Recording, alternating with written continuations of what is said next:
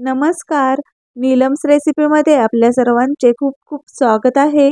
कधीही तुम्हाला नवीन टेस्टी असं काही खायची इच्छा झाली, तर आज आपण अगदी कमी वेळेत होणारा आणि अगदी कमी तेलकट, लहान मुलांपासून मोठ्यांपर्यंत सर्वांनाच खूप आवडेल असा नाश्त्याचा एक प्रकार बनवणार आहोत. तो म्हणजे टाकोस. हे टाकोस खायला खूपच छान लागतात आणि बनवायलाही खूपच सोपे आहेत. तर वेळ न घालवता आपण हे टाकोस बनवायला सुरुवात करूयात. पण त्या अगोदर तुम्ही अजून माझ्या चॅनलला सबस्क्राईब केलं नसेल तर सबस्क्राईब नक्की करा. चला तर रेसिपीला लगेचच सुरुवात करूयात. सर्वात आधी आपण पीठ मळून घेऊया. त्यासाठी मी इथे 1 वाटी गव्हाचं पीठ घेतलं आहे आणि 1 वाटी मैदा घेतला आहे. तर या वाटीनेच मी मैदा आणि गव्हाचं पीठ मोजून घेतलं आहे. तुम्हीही तुमच्याकडे असणाऱ्या कोणत्याही वाटीने हे असं दोन्ही पिठांचं एकसारखं प्रमाण घ्या. आता याच्यामध्ये थोडं मीठ टाकून घ्यायचं. आता या पिठामध्ये मी इथे बेकिंग पावडर घेतली आहे. ती 1 चमचा टाकून घ्यायची. जर बेकिंग पावडर नसेल तर तुम्ही यामध्ये खायचा सोडा पाव चमचा टाकला तरीही चालेल. आता यामध्ये मी बटर थोडंसं वितळवून घेतलं आहे. ते 4 चमचे टाकून घ्यायचं आणि हाताने हे असं या पिठामध्ये व्यवस्थित मिक्स करून घ्यायचं. बटर यामध्ये टाकल्यामुळे या टाकोसला चव छान येते. बटरच्या ऐवजी तुम्ही यामध्ये तुमच्या आवडीनुसार तूप किंवा तेलही टाकू शकता. बटर या पिठामध्ये मिक्स करून घेतलं की हे पीठ आपण थोडं थोडं पाणी यामध्ये टाकून याचा कणिक मळतो तसा मऊ असा गोळा मळून घ्यायचा. हे पीठ मळण्यासाठी पाणी गरम करून नाही वापरायचं, तर थंड पाण्यामध्येच आपण हे पीठ मळून घ्यायचं आहे. हे पीठ मी मळून घेतलं आहे.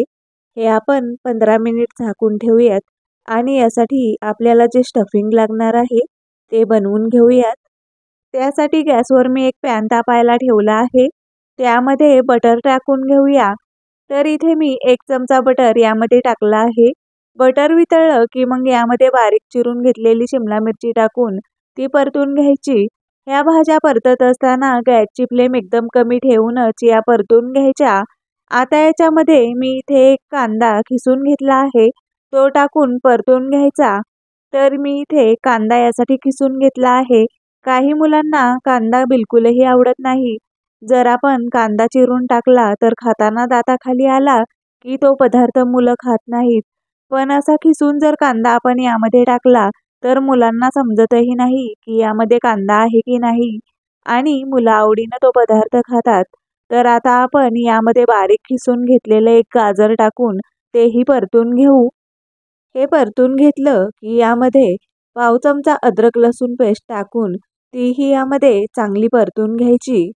अद्रक लसूण पेस्ट परतून झाली की मग यामध्ये मी 1 वाटी मक्याचे दाणे 5 मिनिट थोडंसं मीठ टाकून शिजवून घेतले आहेत. ते यामध्ये टाकून परतून घेऊया. यामध्ये तुम्ही तुमच्या आवडीनुसार भाज्या टाकू शकता.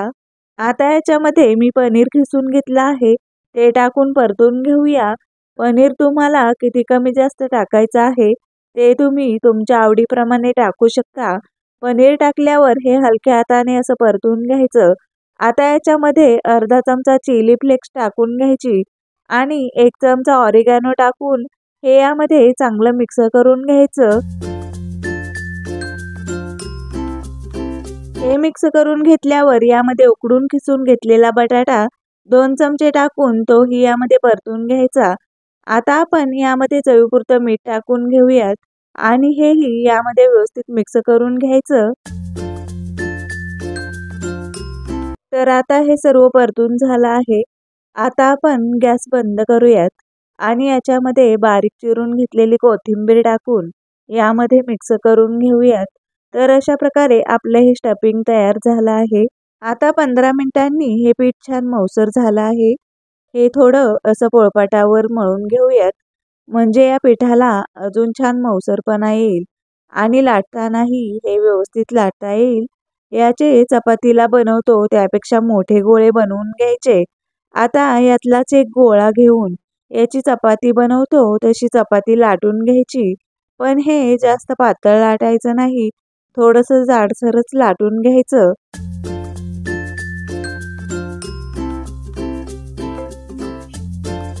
तर अशी मी याची गोलाकार चपाती लाटून घेतली आहे. हे मी एका मध्यम आकाराच्या डिशने गोलाकारामध्ये कट करून घेणार आहे. तर तुम्ही पाहू शकता या डिशने मी गोलाकारामध्ये हे कट करून घेतलं आहे. हे आपण एका प्लेटमध्ये काढून घेऊयात आणि असेच आपण अजून बनवून घेऊयात. तर मी इथे दुसरी ही पाती लाटून घेतली आहे. याचेही असे गोलाकारामध्ये कट करून घेऊयात आणि या प्लेटमध्ये काढूयात. आता हे आपण गॅसवर एका तव्यामध्ये भाजून घेऊया. त्यासाठी गॅसवर मी तवा गरम व्हायला ठेवला आहे. त्यामध्ये आपण हे मिनी टाकोस टाकून घेऊया. हे भाजताना गॅसची फ्लेम एकदम कमी ठेवूनच हे भाजून घ्यायचे. हे असे दोन्हीही बाजूंनी आपण अर्धे कच्चेच भाजून घ्यायचे आहेत. 1 मिनिटांनी हे असे दोन्हीही बाजूंनी भाजून झाले की आपण हे एका प्लेटमध्ये काढून घेऊयात आणि असेच बाकीचेही भाजून घेऊयात. तर अशा प्रकारे मी हे सर्व भाजून घेतले आहेत. तर आता आपण टाकोस बनवून घेऊयात. तर इथे मी ही छोटी पोळी घेतली आहे. त्यावरती मी इथे अमूल चीज सॉस घेतला आहे. तो लावून घेऊया. हा सॉस या चपातीवरती व्यवस्थित पसरवून लावून घ्यायचा. हा जो अमूल चीज सॉस आहे याच्यामुळे हे टाकोस चवीला खूपच छान लागतात. चीज सॉस लावून घेतल्यावर इथे मी रेड चिली सॉस घेतला आहे. तो याच्यावरती टाकून असा व्यवस्थित पसरवून लावून घ्यायचा. सॉस लावून घेतला की याच्यावरती आपण जे स्टफिंग बनवलं आहे ते टाकून घेऊया. हे स्टफिंग पूर्ण पोळीवरती टाकायचं नाही, तर अर्ध्याच पोळीवरती हे टाकून घ्यायचं. हे असं स्टफिंग टाकून घेतलं की याच्यावरती अमूल चीजच्या ज्या क्यूब्स असतात ना, ते आम्ही खिसून घेतले आहेत. ते याच्यावरती असं टाकून घेऊया आणि ही पोळी अशी फोल्ड करायची. तर अशा पद्धतीने हलक्या हाताने प्रेस करून हे टाकोस असे बनवून घ्यायचे. तर याच पद्धतीने आपण बाकीचेही सर्व टाकोस बनवून घेऊयात. हे टाकोस मुलांना खाण्यासाठी खूपच पौष्टिक आहेत, कारण आपण पनीर, मक्याचे दाणे आणि वेगवेगळ्या भाज्या टाकून हे बनवू शकतो. आपण जर भाज्या बनवून मुलांना चपातीसोबत खायला दिल्या तर ते आवडीनं खात नाहीत. पण ह्याच भाज्या जर आपण त्यांना असा वेगळा पदार्थ बनवून त्यांना खायला दिल्या तर ते आवडीनं खातात. तर अशा प्रकारे मी हे सर्व टाकोस बनवून घेतले आहेत. हे टाकोस आपण भाजून घेऊयात. त्यासाठी मी गॅसवर एक तवा गरम व्हायला ठेवला होता. त्याला थोडंसं बटर लावून घ्यायचं आणि याच्यावरती हे टाकोस भाजून घेऊयात. हे असं दोन्हीही बाजूंनी उलट-पलट करून छान खरपूस भाजून घ्यायचे. या टाकोसची ही खालची साईड भाजली जावी म्हणून हे असं 2 चमच्याने पकडून ते खालच्या साईडनं भाजून घ्यायचे. हे टाकोस आता छान भाजले गेले आहेत. हे आपण एका प्लेटमध्ये काढून घेऊयात आणि बाकीचेही टाकोस असेच भाजून घेऊयात. हे टाकोस भाजताना गॅसची फ्लेम मीडियम ठेवूनच हे भाजून घ्यायचे. हे टाकोस भाजण्यासाठी तुम्ही तुमच्या आवडीनुसार तेल किंवा तुपाचाही वापर करू शकता. हे टाकोस तुम्ही मुलांना टिफिनसाठीही बनवून देऊ शकता. तर तुम्ही इथे पाहू शकता मी हे सर्व टाकोस भाजून घेतले आहेत.